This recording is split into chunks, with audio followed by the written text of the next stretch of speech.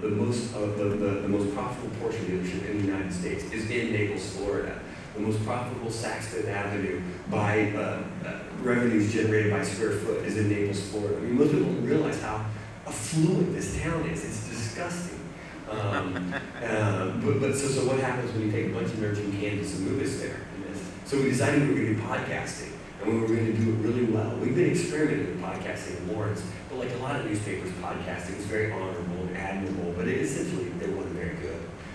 So we decided we're going to try to make ours good this time.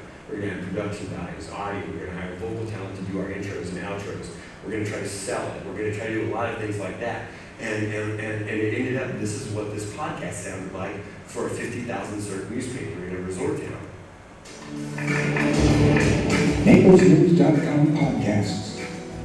Delivered to your doorstep, computer, or MP3 player.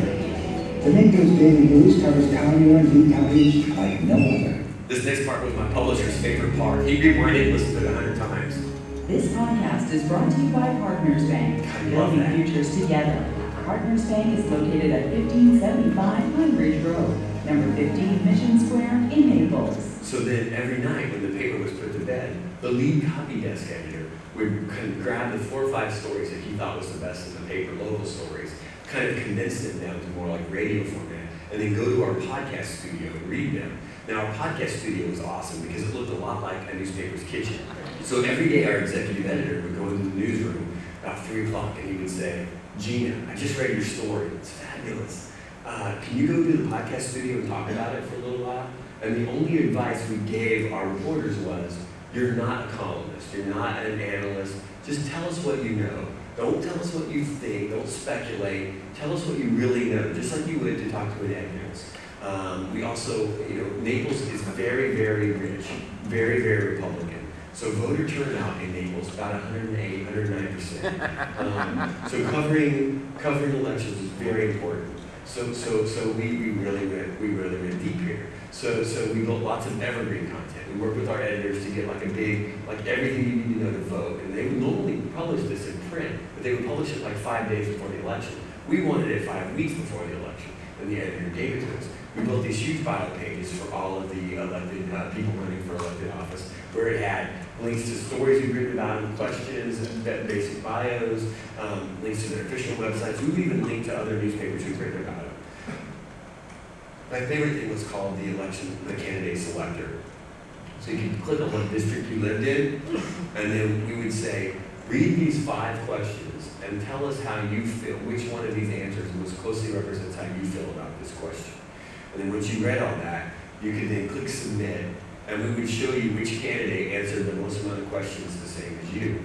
And they, okay, so Naples is very affluent, and one of the things that they pride themselves on is that the largest single-day charity event in the United States for local charity is in Naples, Florida. It's called the Wine Festival. So we built this huge site relating to the Wine Festival and the dinners with big stories, big photo galleries, lots of video. And my favorite thing was these dinners. So we built a flash map that explained how the dinners worked. Over in the left-hand rail, these are the names of the families who were hosting a dinner. And if you clicked on a family's name, we would tell you how they made their gabillions. We would tell you what vintner they were flying to Naples to serve wine at their dinner. So someone from Napa and someone from Italy. And what chef were they flying in to cook at their dinner? Obviously, this was going to be very good because he's from Kansas. And we called every chef and we asked them, what are you cooking? And we put together a menu for everyone. And we decided it was a big hole in Naples that this area of 300,000 people didn't have its own newscast. So we decided to create our own. And it was awesome. I mean, it was so much fun because we were running full-page ads in our newspaper that were so infuriating to television stations. It was great. So we created our own newscast. Before I show you, let me tell you what the basic ideas was. I call it a vodcast instead of a newscast. Our publisher was concerned that the word newscast was so associated with the type of journalism the television did. He wanted to call something different. We'd already been doing lots with the podcast, so vodcast was natural because some video podcasts were being called vodcast. Plus, we ran big full-page ads in the newspaper that said that vodcast stood for video on demand. You could watch it when you wanted to watch it, not when you wanted to watch it. You could work it. It worked on any device. You can watch it on your computer, you can watch it on cable. It ran every day on cable at 4 and 6, plus it was on video on demand on cable, video on demand on our website. There was no anchor desk. It kind of looked more like an Access Hollywood, sort of very dark black, lots of lights, lots of video boards, which was part of our game plan. We wanted it to look very different than a local newscast. Major league graphics. We knew our video might not be great, so we spent a huge amount of our budget on a person who could make our graphics look very major league.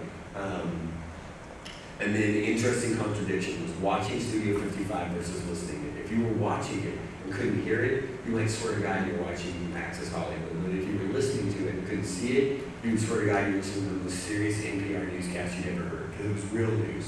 Our thoughts on hiring videographers. Instead of hiring videographers from the same place that television stations do, we went to documentary schools like Brooks here in California to hire people who shot, because we thought that felt more like newspaper journalism. Our video was shot very differently. Interviews were shot in much closer, so that if you were looking at this video on a cell phone or an iPod, you could see that person. The lower thirds are the words that are at the bottom of the screen, like when President Bush is talking. Our lower thirds are about 10 times bigger than what they would normally be, so you can read them on a handheld device. We told our print reporters, look, don't fix your hair, don't put on new makeup, don't wear fancy clothes, wear your press badge, keep your notepad with you. I mean, just act like a print journalist. We're going to focus on our journalism is better. And so that's what we did.